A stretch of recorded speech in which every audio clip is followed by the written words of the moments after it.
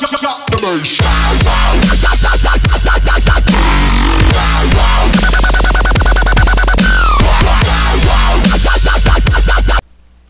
going on, people? This is session 7 of Monday Night Raw results from last night's Monday Night Raw Super Show. I am the founder, TKO, here with Steve's co-founder of www.themvplounge.sportsblog.com, and you can now find us on Facebook under www.facebook.com/1themvplounge. We are number 1, the MVP Lounge.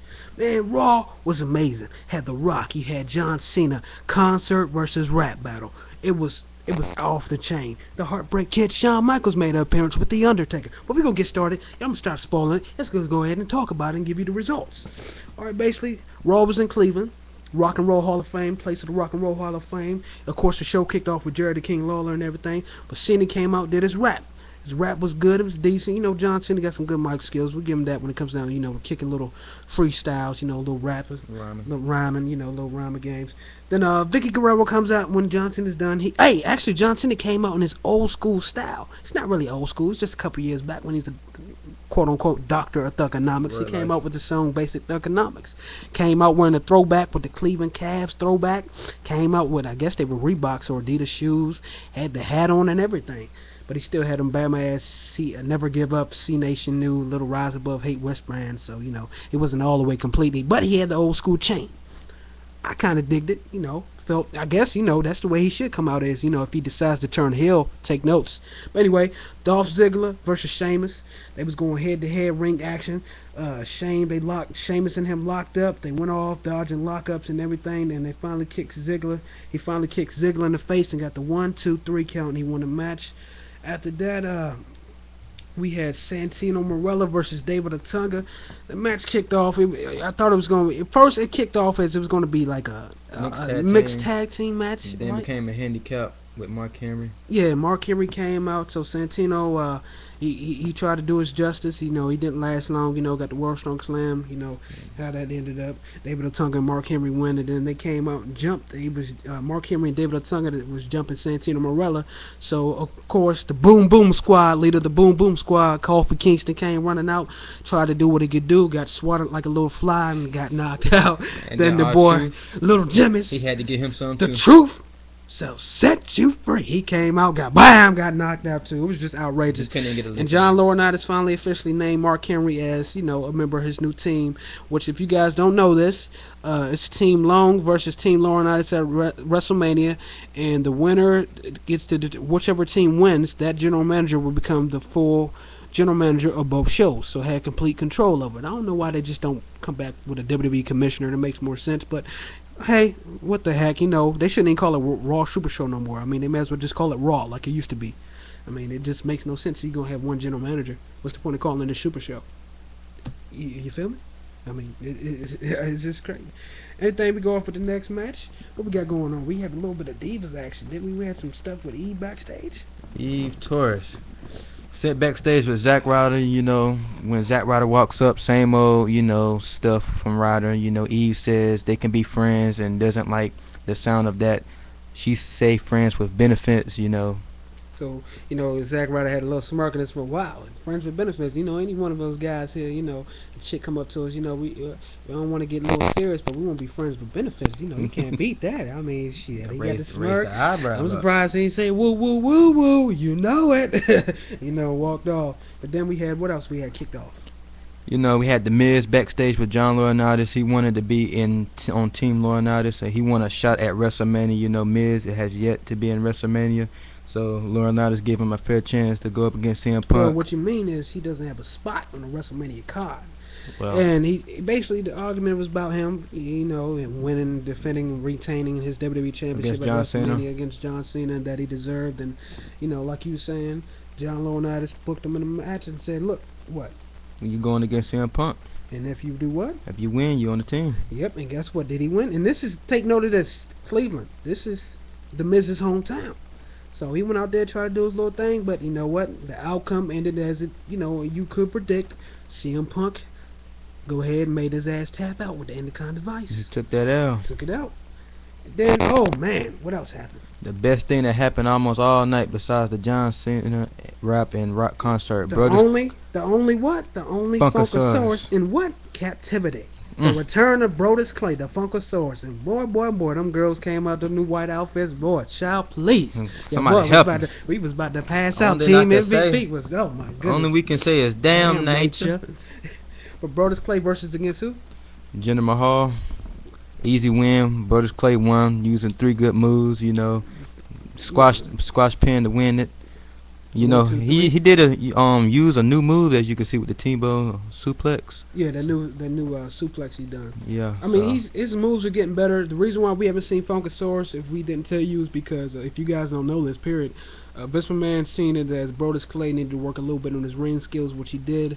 And so now I guess Vince thinks he's back, and you know a lot of fans have been anxious like us. It's like, okay, where's the Funkasaurus? We feeling this gimmick, you know, he need to come back. He's a good piece of entertainment on Raw and SmackDown too. So I guess he dusted up on his ring skills a little bit, got a little bit better, and I guess Vince seen him as he was good enough to put him back on TV. So hopefully, you know, this wasn't just a test run to see if he's still doing good, but hopefully he's back on TV full time. Because I for one, and Steve's team MVP, and hopefully all you guys are digging the Funkasaurus, and obviously you are, because everybody wanted him back as bad as we did.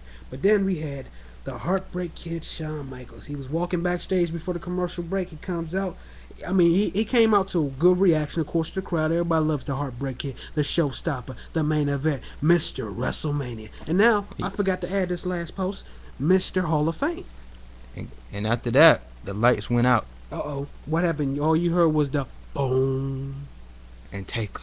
The Undertaker emerged. He came out. Shawn Michaels called him out. The dead man came in. And basically the whole thing kicked off like this. Shawn Michaels basically said, Triple H said, you know, that last Raw that people said, you know, people been talking about him, calling him a failure and everything. And Shawn Michaels was walking backstage. He said, he was walked backstage and talked to all the guys and the fellas and the females all back there, and was like, he's never heard anybody call him a failure. Nobody's called him a failure. So he was like, wow, the only person that called him a failure, I guess, has got to be the man he's looking at. He was like, Taker, after all the years I've known you, all the 20 years we've been in the locker room backstage together, you know, we only had one beef where we stayed separated, and that's when Shawn Michaels was, if you guys don't know, Shawn Michaels back in the 90s is Vince McMahon's boy. I mean, Vince McMahon, Shawn Michaels was the moneymaker. So Vince took care of Shawn as he's take care of The Rock and Stone Cold and others, but even more with Shawn. Shawn Michaels had some alcohol and drug problems before he became a born-again Christian.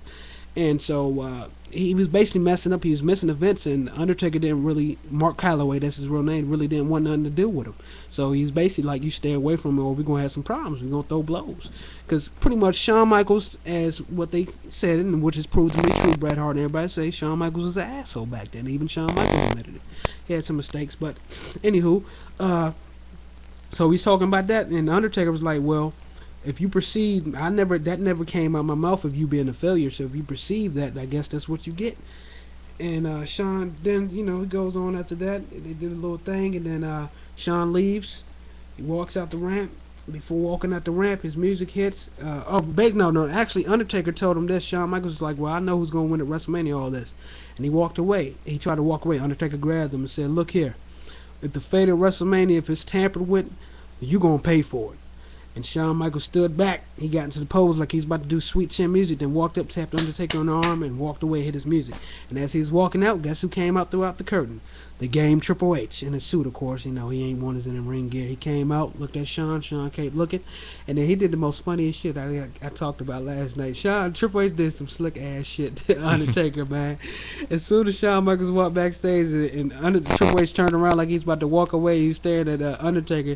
Then he turned around, gave him the DX chop, and said, suck it. Undertaker was pissed. Undertaker had that look on his face. Undertaker was pissed. That he was heated. But then after that match with CM Punk and who's that? CM Punk against Miz, Chris Jericho did a promo. Chris Jericho, I don't know if this is true or not. He basically explained why CM Punk was straight edge. That his father was an alcoholic, and that he always CM Punk always regretted it, felt bad and sorry. And basically, his dad always let him down. Like a lot of kids out there, you guys are, if you're adults now that suffer with, parents that had alcohol problems, basically everybody usually, live up and say, I don't want to be like that. And that's pretty much what, CM Punk did with going straight edge. Well, Jericho basically is calling him, he's going to be an alcoholic soon. Yeah, pretty soon. It's like eventually, alcoholism runs in your blood, so eventually you're going to have to take a drink. It was kind of dirty. It was kind of fucked up. It was cold and shit. It was real cold. CM Punk, you could tell he was really in his feelings a little bit about that. He was about to cry. I think he was about to cry, too. I ain't going to lie. That's the first time I've ever seen It CM seemed Punk. like CM Punk looked high. He was just upset, dude. Like, that's like saying somebody in your family died. Like, just the eyes. I don't think he can't do drugs. If he's straight edge, you don't do drugs. You don't do just look at his eyes. He don't do prescription pills either. It seemed like he wanted to take drugs so bad. I don't know about that. He said, damn, damn, nature. Nah. Just the temptation is a motherfucker, huh? He probably think about it. He sit there, man, if all I got to do is take one hit. Just like his ass be standing. He's Stone Cold Steve Austin fan. If you guys don't know this, that's why, when CM Punk did the little promo talking trash about the WWE, say how he really felt before they cut his mic off, he was wearing a Stone Cold shirt because CM Punk grew up a Stone Cold Steve Austin fan.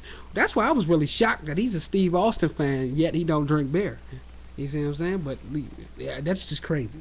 It's just crazy. Then up next, after that, it was Randy Orton versus Jack Swagger. That lame ass motherfucker, fake ass All American, fake ass Kurt Angle. Swagger and Orton took the match. Swagger with another takedown, working on Orton's arm. They're going back and forth. Then Vicky Guerrero yells at ringside, and Orton drop kicks Swagger and throws him out to the floor. Orton throws Swagger into the steel step and slams his head into the announce table. Orton begins it back in the ring, and then after that they went to commercial, and then after the break, Swagger covers for a 2. You know how they does with the heel and the face. Yeah, go back and forth. Yes, and then sooner or later Orton hits the dropping DDT from the second rope and then connects with the RKO for the win. 1, 2, 3. Then after the match, Orton's music hit. His music hit. Next he's about to go to the turnbuckle and do his little pose like he always do. Guess what happened? Flames. Boom. It's Kane. And then Kane was no show. Just all you seen was flames, and it turned all red, and all you seen was flames all over. Then it was time for The Rock, the last part, the most electrifying part ever. I, for one, I don't know about you, I'm going to ask you, I knew for experience knowing The Rock that he was going to burn Cena up. Even though it wasn't by song, people was like, well, it's rap against that. Cena's going to... No, I knew The Rock was going to get at Cena. I didn't know he was going to get at Cena that bad, though. What about you? I didn't think it was that serious, but it was just The Rock killed him. I mean, he said, he said 4 songs. Real. The Rock he did 4. I think it has to be. I think we're accurate. It should be 4 to 3 songs. He was getting on his mama. He got on his mama, talking about the whole time he can't wait for his baby, doing this for his baby at home, and that Cena he put it in on Cena's mom so hard that she can't even walk no more. Got to take the happy pill for the sad pill. Tragic. He put it in. Then he got on him. Basically he just burnt Cena up the whole time. Then he got on the 42-year-old virgins out there. All you grown folks who are C Nation fans, C Nation equals virgins. All your fans out there that cheer for John Cena, he got on them. And then he just continuing getting on John Cena. And at the end of it, he ended the show with what? We'll rock. Team Bring It. We will rock you. The Rock's version. Raw was outstanding. If you missed it, it was a good ending. We got it posted up on the blog. You can visit the blog daily at www.themvplounge.sportsblog.com. We got the full episode of Raw thanks to somebody on YouTube that hooked up the full clip. We ain't gonna try to do that. We don't want no copyright infringements and end up getting suspended for it. But this guy, he has the full clip on it. I guess he's in the UK because it's by Sky Sports. But we got the full episode of Raw. So if you missed it, you didn't listen to the rest of these full results, guess what? If you just want to watch the full thing of Raw, we got it on the blog. So check that out. Make sure you check that out, and make sure you visit what? The MVP Lounge. The MVP Lounge. You got to make sure you visit that. And you got to make sure you visit our official t-shirt shop, which is www.thetkoshowcase, named after me, .spreadshirt.com. That is www.tkoshowcase.spreadshirt.com. You got to. It's got the hottest stuff out there. We got the best prices, everything going down. You know what I'm saying? Wear what Team MVP wear. Wear what TKO and Steve's wear. You got me? You feel me? You got to feel it. You got anything else we want? Well, it's just like this. I'm going to keep it simple. You follow us on Twitter, the MVP Lounge. You can follow us on our Twitter, Steezy619 and TKO Team _ TKO. Then If you send any questions on the email at themvplounge@gmail.com, send us any questions, any things you want to ask, and we'll be free to answer it. Yep, you can do it on Facebook, you can do it on YouTube, or you can email us. Again, that email is themvplounge@gmail.com. And we promise you, folks, we will get back to you. We ain't like other people. We will answer your questions. We're going to try to put in, the next session that we do. Thanks for watching. Thanks for staying tuned. Team MVP out. Keep me